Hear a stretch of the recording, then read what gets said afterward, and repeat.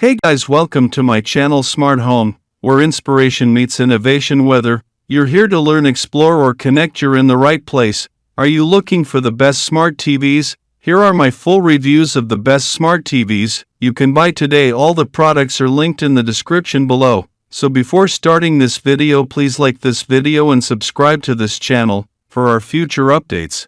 Tune till the end. Let's get started. Number 1. Samsung S95F. If you want the best TV you can buy in 2025, this is it. Samsung's S95F takes everything we loved about last year's S95D: great picture quality, super fast gaming, superior anti-glare, and somehow manages to improve upon it. What's especially impressive is how good this TV is at banishing reflections, which makes it well suited to watching in a bright room. If you find yourself squinting at the screen because you can see a window or overhead lights in your picture, this TV is for you.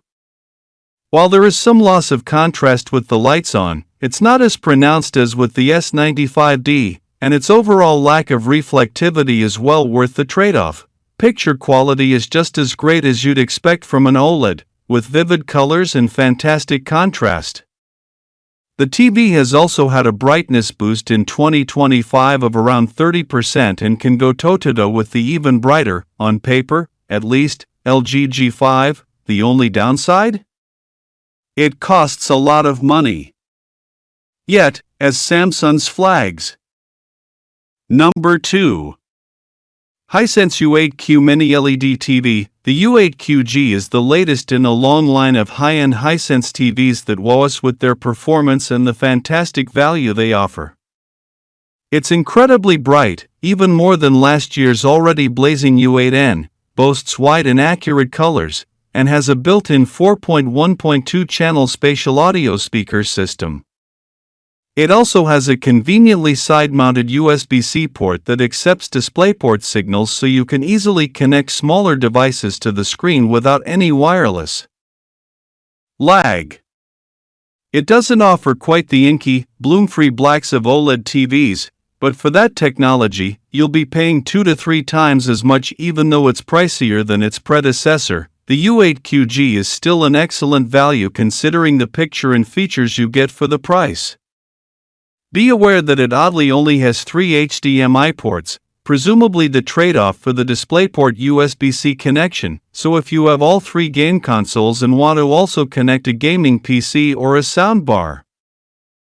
Number 3. LG C5 OLED. As soon as I saw it, I knew that the LG C5 OLED would become the TV of the year.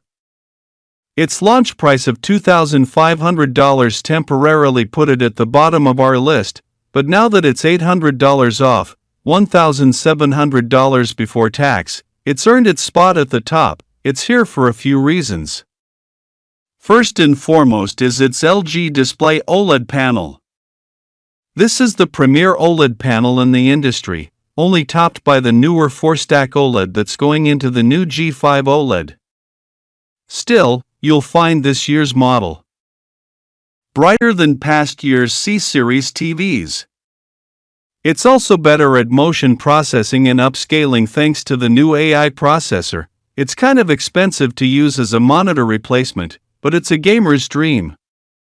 For PS5 and Xbox Series X owners, the C5 sports 4 full-spec HDMI 2.1 ports with a native 120 Hz refresh rate. For PC gamers. Number 4. Roku Pro Series. The Roku Pro Series is the company's new flagship TV offering. Roku has been a major player in our living rooms for a long time, starting out with streaming boxes and sticks. Those evolved to soundbars and wireless speakers, followed by last year's initial foray into TVs with the Roku Select and Roku Plus series. Building on those models, the Roku Pro Series takes things up a level with some interesting and unique design choices and useful features.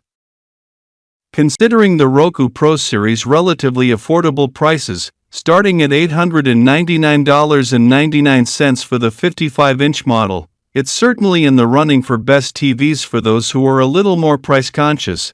While the Pro Series is Roku's premium offering, there are innovations on hand that make it worthy of consideration over Roku's budget select and mid-tier plus TVs. For one, number 5. Samsung S90F OLED. The Samsung S90F OLED is Samsung's mid-range model in their 2025 OLED lineup, and it sits just below the flagship Samsung S95F OLED and above the Samsung S85F OLED. It replaces the Samsung S90D OLED. It features an improved QD OLED panel and is powered by Samsung's custom NQ4 AI Gen 3 processor, which is designed to increase the TV's processing speed.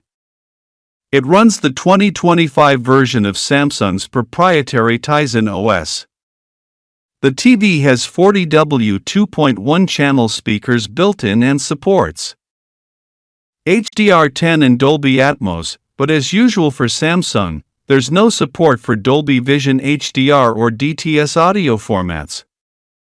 We bought and tested the 65-inch model, but it's also available in 42, 48, 55, 77, and 83-inch sizes, although in North America, the two smallest and the biggest sizes use a OLED panel instead of QD OLED. Just like with the S90D, the S90F has both OLED and QD OLED panels, and the type of panel you get varies by the TV's size and what region you're in. A QD OLED panel's performance. Number 6. TCL QM6K. The TCL QM6K doesn't look like a $500 TV.